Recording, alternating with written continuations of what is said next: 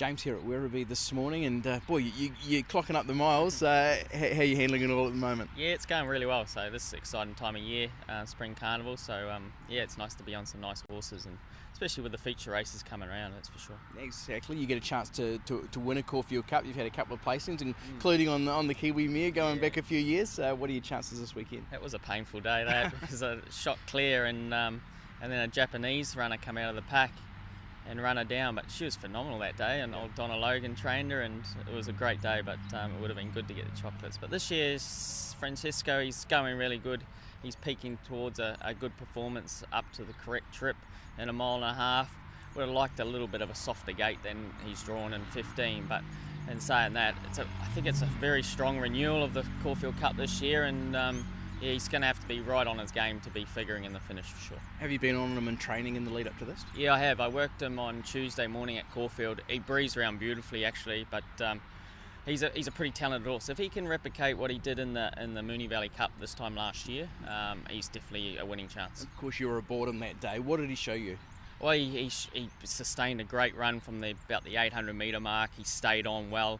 The 1.5 miles definitely his best trip, or getting out to his best trip. Hopefully he can run 2 miles better, but yeah, we should see a bold performance from him. He's had 3 lead-up runs, 14 mile, 2000. His first 2 were great, and then he boxed on really well in the Turnbull. So he's raced in 3 Group 1s this preparation, and now he's back to handicaps. It should suit him well.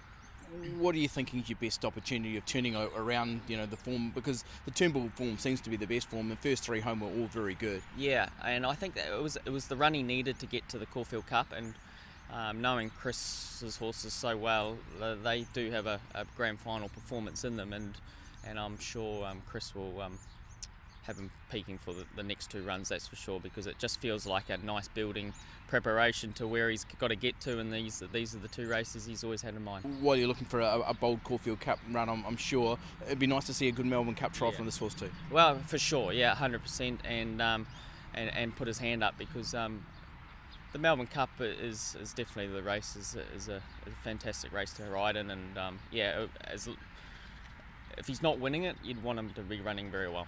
Okay, a really nice book of rides for you on Saturday. The Caulfield Classic, you've got Riff Rocket there. I know a horse you hold in pretty high regard. Yeah, he's a beautiful moving horse. He's probably jumped out of the ground from nowhere, really. He was racing around in Sydney, but he's got down here. He's just a nice 3-year-old that's peaking at the right time. He's improved every run, and his performance at Flemington last start was scintillating. I couldn't believe the margin he put into him.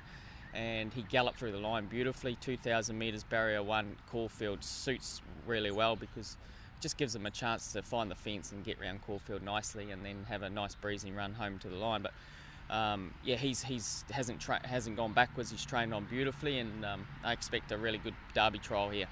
Absolutely. The other thing about him, he looks so well placed in that race, doesn't he? I think he's half scared a few of them off, to be fair, but from his margin. I just hope it wasn't too good to be true.